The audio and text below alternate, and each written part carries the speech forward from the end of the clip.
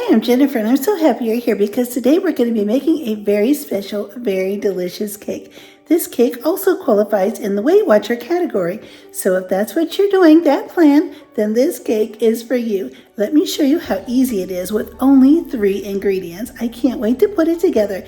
It always turns out absolutely delicious. Before we get started on our cake recipe, don't forget to hit the subscribe button and the like button. For this chocolate cake recipe, I'm going to be using a small Bundt pan. I've melted some butter and I'm just going to take a little silicone brush and paint the inside of this little Bundt cake pan. I found this is the best way to keep anything from sticking to the inside of the Bundt cake pan. And it cleans up very easily after it's used. For this Weight Watcher cake recipe, I'm going to use a chocolate cake mix and 2 Greek yogurts, non-fat plain, and a cup of water. The first thing I'm going to do is put in the containers of Greek yogurt. Okay, I have the 2 containers of Greek yogurt, and now I'll pour in the 1 cup of water.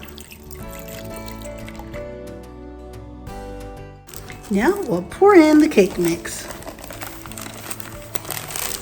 If you'd like, you could also use chocolate Greek yogurt. My store didn't have chocolate Greek yogurt, so I had to just get the plain. But if you wanted more chocolatey and you weren't able to find the chocolate, you could always add some cocoa powder to this recipe. Now just take a whisk and just start whisking it all together. It has plenty of liquid, so it mixes up really nicely. Once it gets too thick to whisk with the whisk, just take a rubber spatula and stir it all around and make sure you have all of the clumps out and any powder up off the bottom.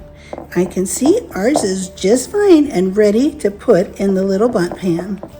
I have the little Bundt pan here and I'm just going to start pushing some in all around. We don't want to fill this more than half full because we don't want it to start overflowing.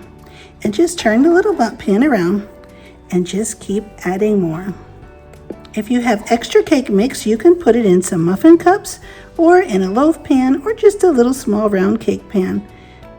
You can make an extra little cake or cupcakes to put into the freezer for another time. There we go. This looks really good. Now I'm just going to carefully smooth off the top so that it's even all the way around.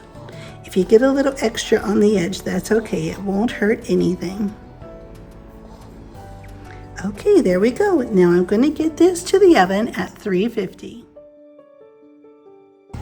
We're going to bake our cake for about 25 to 30 minutes.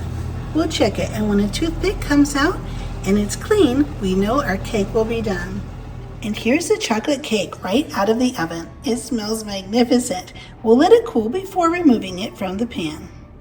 I used the excess batter to make some chocolate cupcakes. They turned out really well, and I'm so excited to have these when my guests come to visit. And here's how the beautiful little chocolate cake turned out.